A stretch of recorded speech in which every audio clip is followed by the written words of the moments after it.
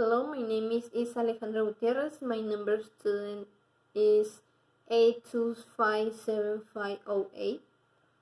For this video, I will be talking about actors and international relations. We will start by defining what an actor is. An actor is basically who participates within the international cooperation spectrum.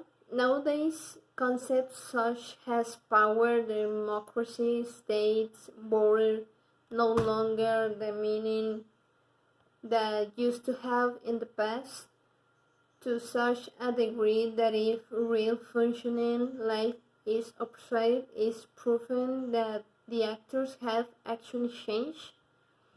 The first actor that we are gonna see, and probably the most important and that we've seen throughout different courses at the university, is the states. The states has four basic characteristics. These are population, territory, sovereignty, and government. Now, the states is formed by a territory, and every territory has a sovereign. Although all states are equal, not all of them that are suffering for states to be suffering in the independence on the states needs to be recognized by the international actors, and currently the relationship between sovereign states is established in the character of the United Nations, where the principle of equality between them is discussed. Now, we have also the international organizations, the associations, and the established states through international agreements with two or more participants. These agreements are intended to achieve common objective. They are universal, meaning that they are open to the potential participation of all states of the system. They are restricted, which means that a limited number of members are geographically or functional limited. They are diversified. So those who try to solve several conflicts where they regime can do it. For instance, we have to know that on one hand it is intent to keep the peace, while on the other one seeks mutual cooperation. We also have the non-states actors. Non-states actors exercise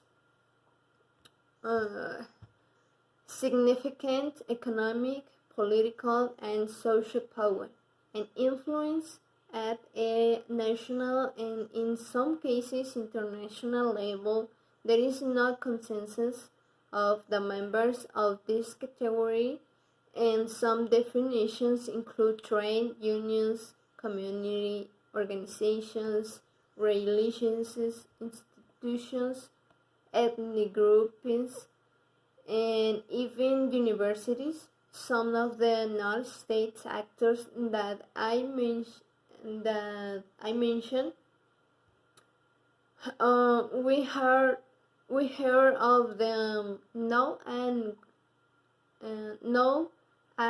governmental organizations is any non-profit group which is organized on local, national, or international level. This type of organization are usually goal-oriented. Therefore, people who join them have or share the same interest, and usually they provide humanitarian services in all sorts of levels.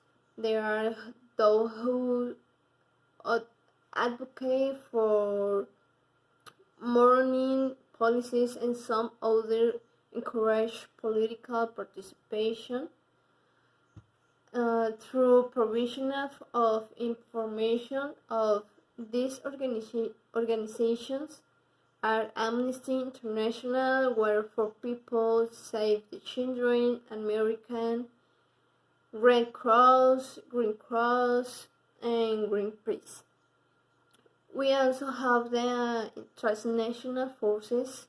They are those that appear when we focus attention on the chains that connect society across states, borders. They not to start from a government initiative.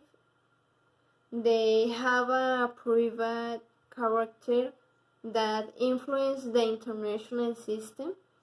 Some of them are Mama Children, Helping Hand, and We Evergreen that is basically an environmental organization. Then we have the intergovernmental organization actors. They are basically entities created by treaties, and it involves two or more actors, and they work toward resolving an issues that is within their same interests, although they do not exist legally speaking.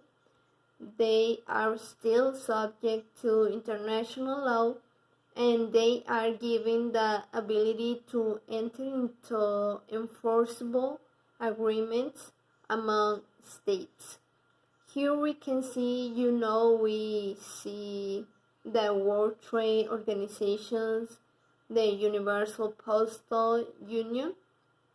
I believe we have NATO, and the last we have the non-states art groups. They are also known as violent non-state actors. And they are a group of people that are fully or partially independent of the state, and which may or may not use violence to be able to achieve their objectives. Most of the time, if not all the time, they use violence of the most renamed or common that we probably hear is Al-Qaeda from Middle East. We've heard from La FARC, which is in Colombia, or here in Mexico we have El Ejército Zapatista de Liberación Nacional, which are armed groups that usually sell themselves as working for people against the government. And I guess it's a fight within personal interests that also involve political interests. So these are the most important points of the actors and international within the international scope. And I guess that this topic gave us the opportunity to analyze the various actors within the international relations spectrum, and involved whether it's international law or international relations. There has been a total expansion or change in the theoretical schemes, and this in